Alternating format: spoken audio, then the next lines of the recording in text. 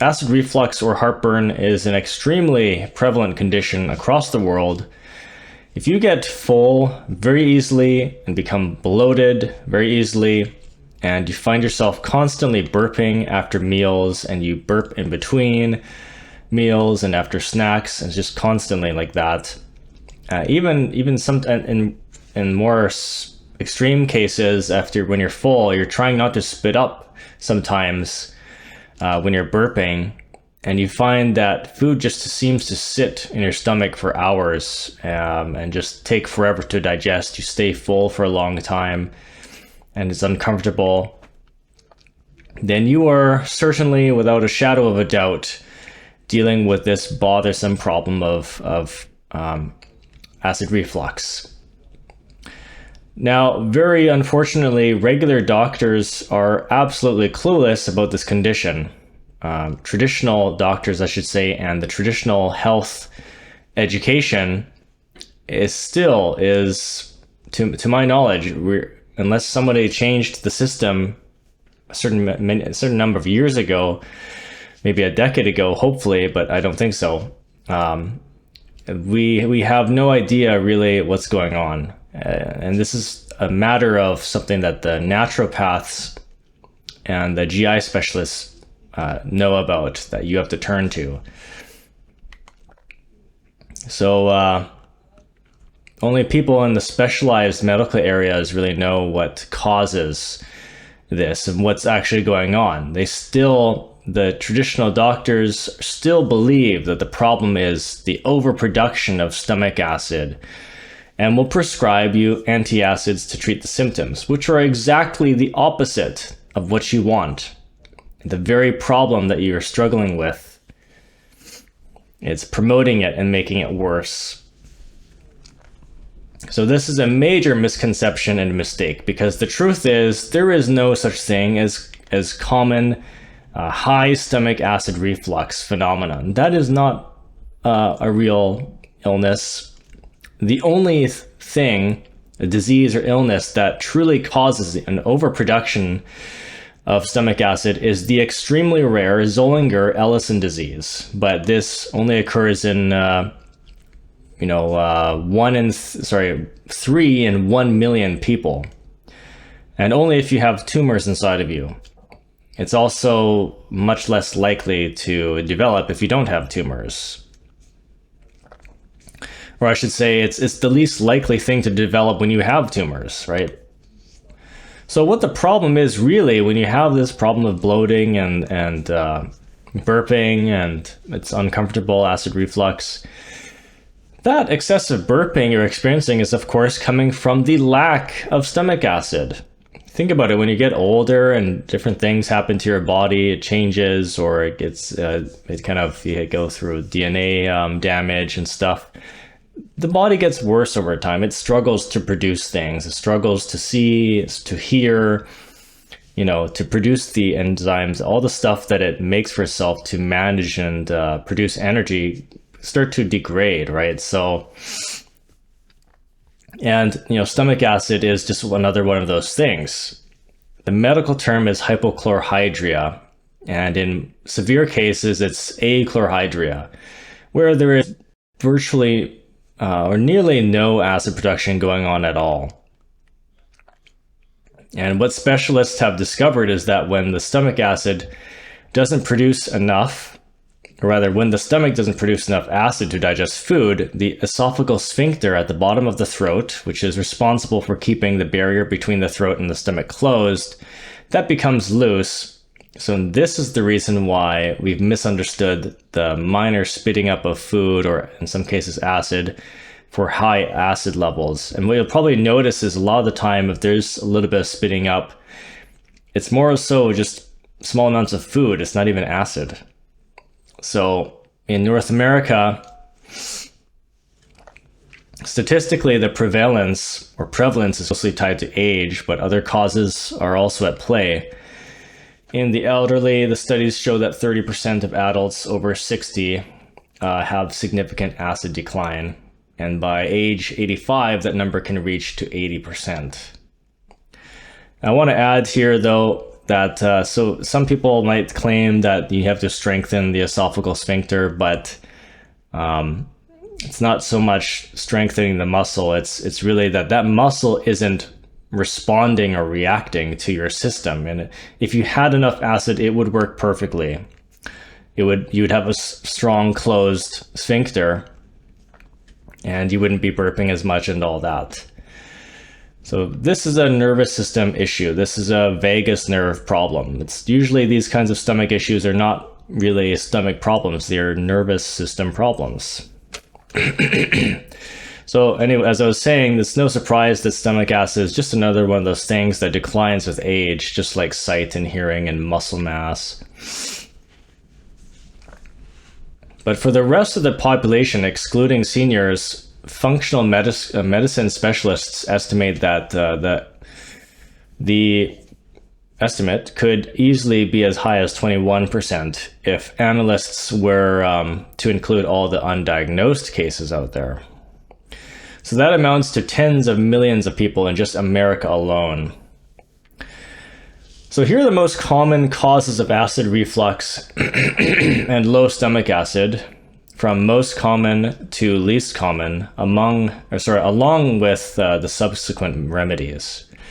The most profound overlook that even some of the GI specialists and holistic healers aren't aware of are the ethers of the body. And this is, of course, something that you learn about in ancient Vedanta, or Vedism, and Hinduism too, and yogic science. They are the fundamental to our health and vitality. This is the Qi in Qigong, the prana in Hinduism, the mercury or the fifth element in Western occultism. This is the primordial life force behind all of creation. Nothing can be created or sustained without it. Ancient Chinese medicine, as well as all the other ancient civilizations of the Golden Age, had known about the ethers of the body for centuries. This is why Chinese medicine practices look very strange and questionable to modern doctors, because the focus is completely on addressing the causes and the origin of the illness, which is, as a matter of fact, the subtle body, the etheric body, and it's not completely physical, right? This is the fourth dimension we're dealing with here, the dimension of energy. I can tell you from my own personal observation that the main reason people, especially men, if you notice, get bloated and burp a lot is because of the mismanagement of vital energy. And what do the specialists say? They say that low stomach acid is due to a problem with the vagus nerve, the nervous system. That's right. But what keeps these systems functioning properly? What keeps the endocrine system functioning well, the nervous system, the kidneys, the adrenal glands, all the things, pancreas, pineal gland, pituitary gland, all that? This is the ethers of the body. And yogic science is very explicit about where these ethers are, what they're called, the different kinds. There are 5 primary ethers or pranas in the body. There are even 8 subcategories of just one type of prana. And women have a couple more that are distinct for childbirth. This is a very specific thing. It's not vague. It's not a vague hoo-ha spiritual matter.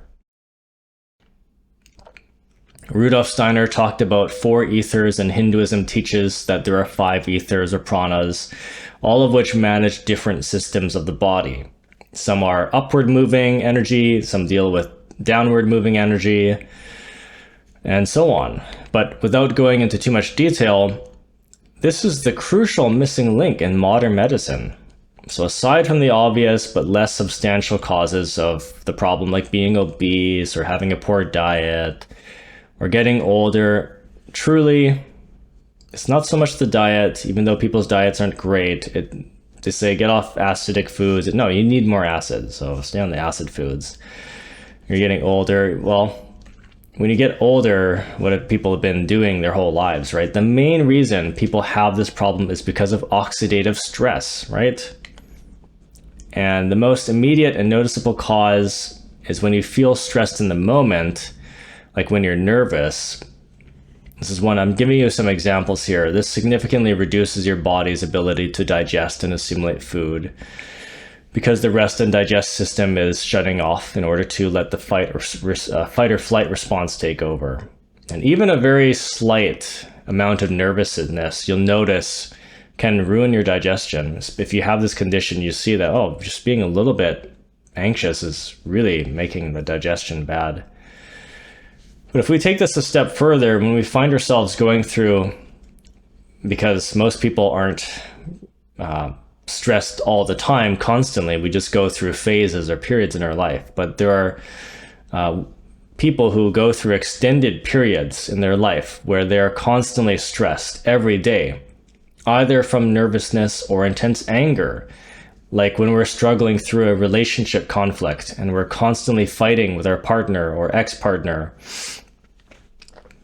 or we're being narcissistically abused by someone on a daily basis, or we're being bullied every day in school when we're younger in school, right? Our nervous system can become chronically damaged by these traumas.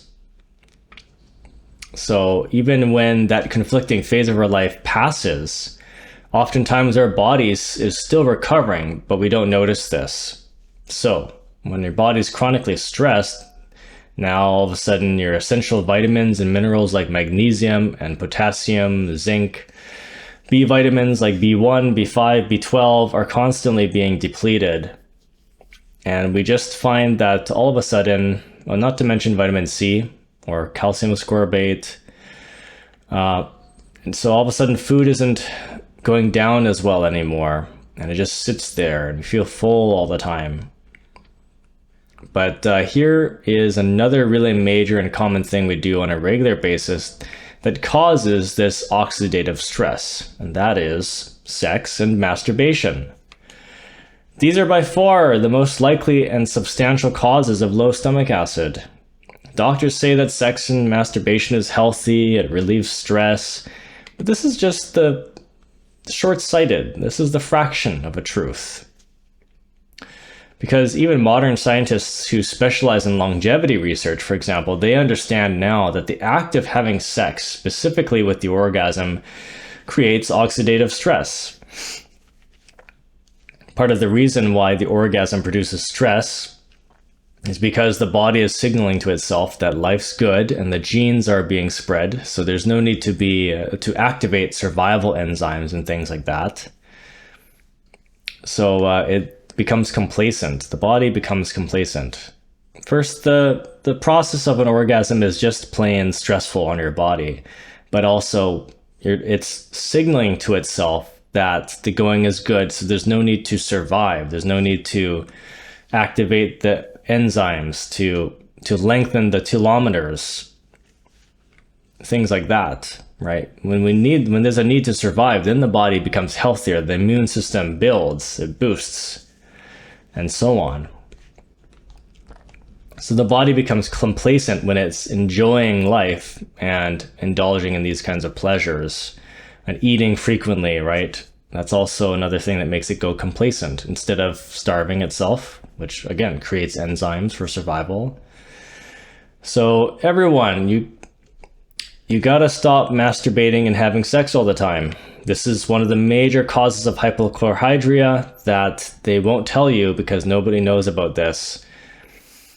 At the very least, manage how often you have the orgasm. Try to keep that down to like once a week at the most, ideally.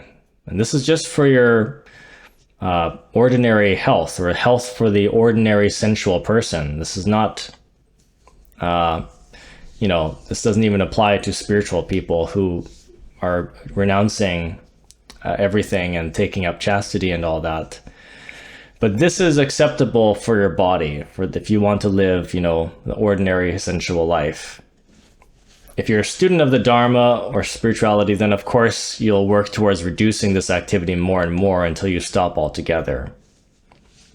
So let's get into stress a little bit more. Lots of people find that magnesium has a substantial effect on their digestive system.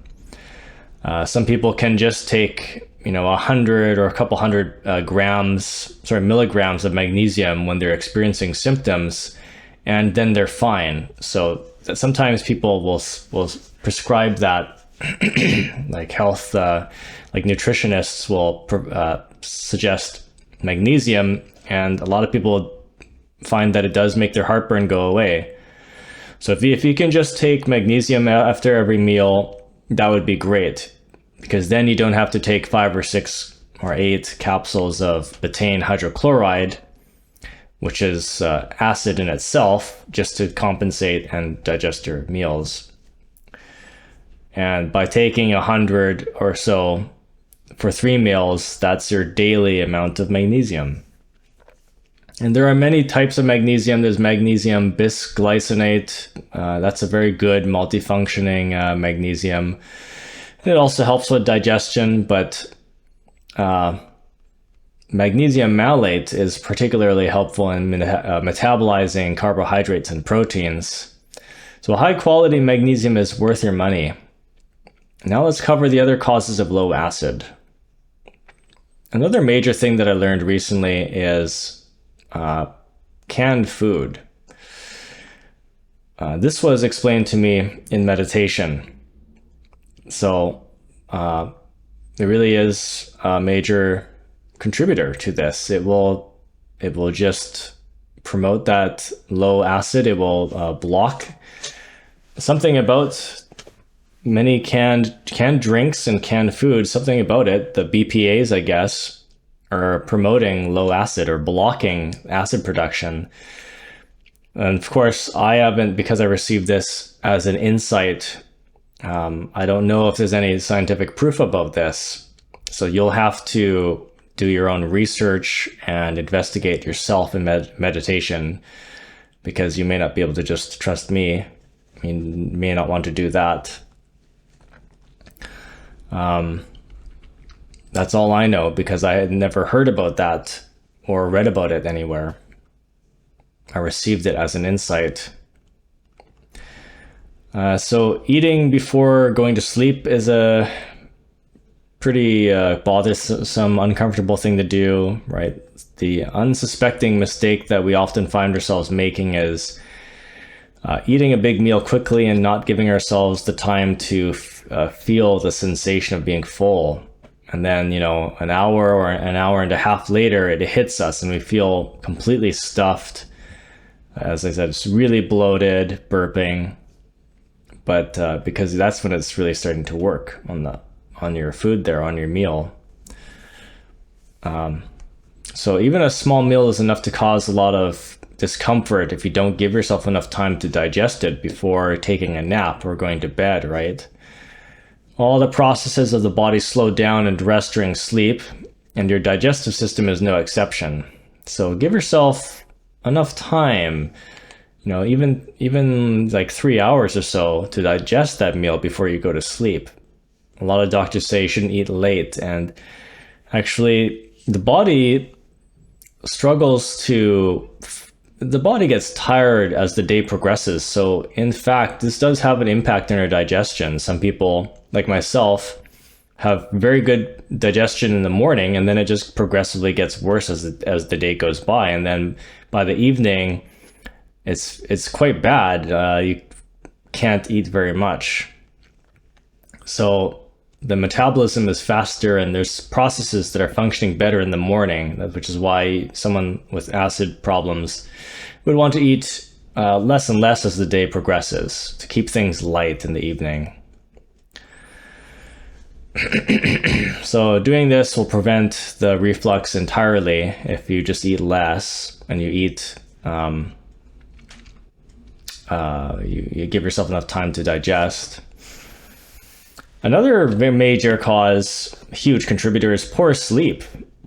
So it shouldn't come as a surprise that many functions of the body, like the cardiovascular system and the immune system and the digestive system, become compromised when you don't sleep properly. And from my years of experience with insomnia, I always knew when my days of digestion were going to be a struggle, when I was going to have bad digestion that day, if I were to eat normally.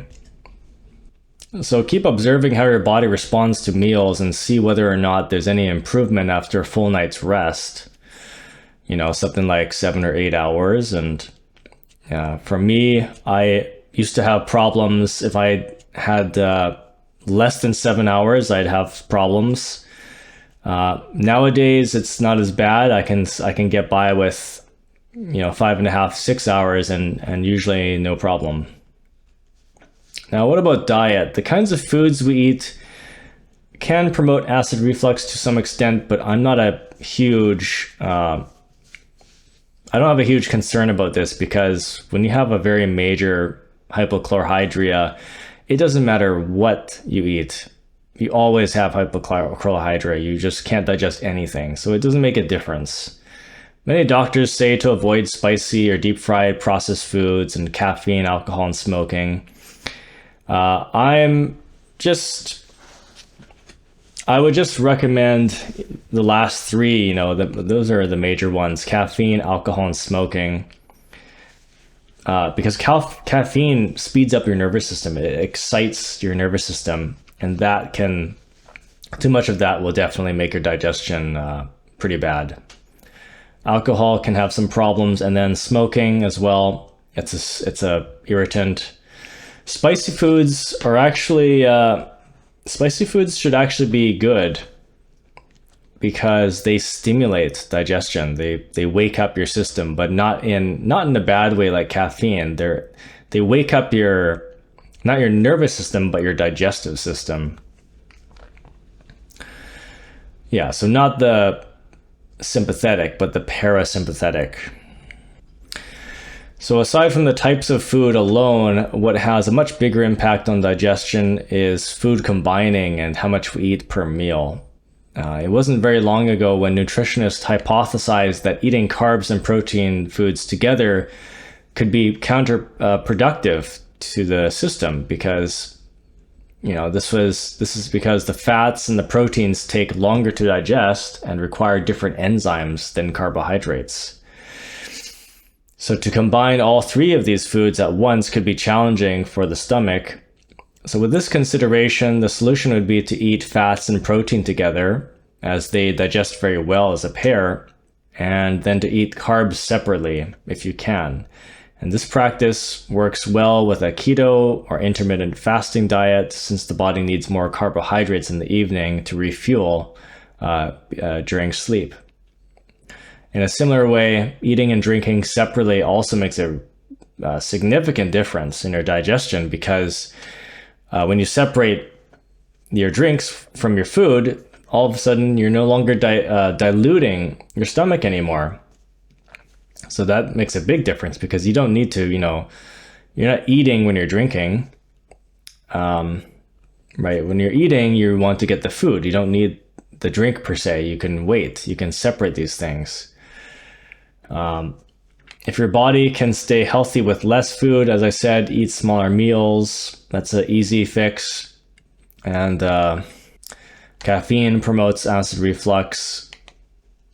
And our body becomes stressed. There's adrenaline and cortisol when we drink coffee or any kind of caffeine. So that's not very good. When you're overweight, having a large amount of fat on your belly can push the belly up and the stomach up slightly and promote the opening of the esophageal sphincter and basically squish that area, and that causes more reflux. So these are some other side causes. There's also SIBO, small intestinal bacterial overgrowth. SIBO tends to come from eating a lot of sugar on a regular basis or being constipated frequently for weeks or months. This makes the stomach turn to its bacterial stores to break down food through fermentation. And fermentation, when the food's sitting in your stomach or your bowels for a long period of time, it ferments, and that is what's creating the bloating. That creates enormous bloating and gas. Then there's H. pylori. H. pylori is surprisingly common bacteria that's responsible for some cases of low stomach acid. And this bacteria produces an enzyme called urease, which neutralizes stomach acid. So if you address the aforementioned causes of acid reflux, and find that you're still having problems, then it could be that you have a bacterial infection from H. pylori or a yeast infection like Candida. So if you suspect this, I suggest that you search online for a health organization that provides bacterial and yeast infection stool test services, since many doctors don't understand acid reflux to be low stomach acid and will only suggest the kinds of testing that is very intrusive and difficult, like the capsule endoscopy, which is a camera in your system, down your GI tract. And then they're going to prescribe anti-acid pills, which is completely opposite to what you need. It'll only make the problem much worse, especially in the long run. You also develop things like pneumonia, osteoporosis, B12 deficiency, and malnutrition, and less acid. So it makes the pharmaceutical industry a lot of money too. These antacids like Tums and Rolaids and Nexium, Prevacid, Prilosec, Zegerid, Gaviscon, and Purple Pill have the leading sales, and yet they really don't work. They just feel kind of nice and foamy and cooling for a few minutes, but really it's not doing anything. Hypothyroidism. In some cases, a suppressed immune system from hypothyroidism can create an alkaline environment in the body, and this results in low stomach acid. But now that we've covered the causes, here are some immediate remedies. There's apple cider vinegar. Any acid promotes any acid promotes digestion, basically, but apple cider vinegar is pretty much the only one that's coming from a food that you'll really feel a difference with, that's strong enough to do anything. So that's what's needed because of its strength. And there are many ways you can consume apple cider vinegar, which are beyond the scope of this presentation. But for digestion, it's recommended to drink between 1 teaspoon and a tablespoon of apple cider vinegar diluted in water with a 1:5 or 1:10 dilution ratio. You'll need a lot more than that if you have pretty substantial low acid. Even like a 1:3 ratio, it's sour, but it's gonna work better if you do that. Some say you should take this before, but this can cause quite an upset to your stomach, so it's best to take it when you need it, which is during your meal, as you're digesting your meal, or immediately after. And this can be done with every meal.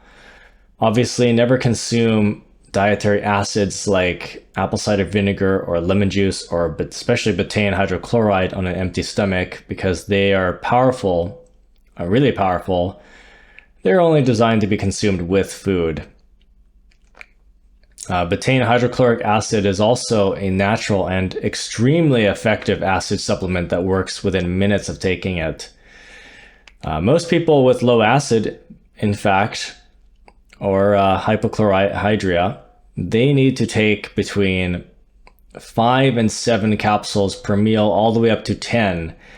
And that might sound like a lot, but if you were to open up those capsules and pour all the contents onto a tablespoon, you would end up with about 1 tablespoon of acid, which is perfect for digesting a meal. I mean, your body creates tablespoons worth, almost a cup of acid just to digest a big meal, right? Think about that. So it's not a magic pill. It's not going to cause a chain chemical reaction. It's just a simple ingredient of acid that you're adding to your body. So you need a lot of it to digest your food. So betaine hydrochloride is extremely powerful. It must be taken during or right after a meal so that it can begin breaking down the food right away and not work against your empty stomach. Yeah, you can take theoretically as much as you want, but it's just going to be far too inconvenient and bothersome to take any more than 10 per meal. And you have a serious problem if you need to do that. I would try to manage your health so that you don't need that much, at the very least, if you can. So then that's what people with achlorhydria have. There's almost no production of acid. They could easily take 15 capsules for one meal, but that is extremely inconvenient and difficult. So it's always better to treat the cause of your acid reflux rather than the symptoms alone. In addition to the insight I received about canned drinks and food, I was also told to drink Diet Coke to help with my bothersome post-meal burps. Diet Coke, of all things. But when I looked up Coke and colas online, I learned that it's pretty much the only pop that contains phosphoric acid. Then it made sense to me. Okay, there's an ingredient here that no other types of pops or sodas have. So I've been drinking that after meals, and it helps a little bit. If I drink half a cup or so, then it kind of tones down the symptoms. So I'm not a big Coke drinker. It was just recently when I learned that Coca-Cola also has their gold label Diet Coke brand, which doesn't have sugar or caffeine. So this is a great option for me because, once you start downing those colas, it becomes easy to reach the caffeine levels of a whole cup of coffee or so, and that becomes detrimental especially for people who've been drinking too much for most of their life. You shouldn't be having more than a couple cups of coffee, a couple 100 milligrams. That's really maximum per day. Any more than that, you're at risk for diabetes and things, adrenal fatigue and stuff like that.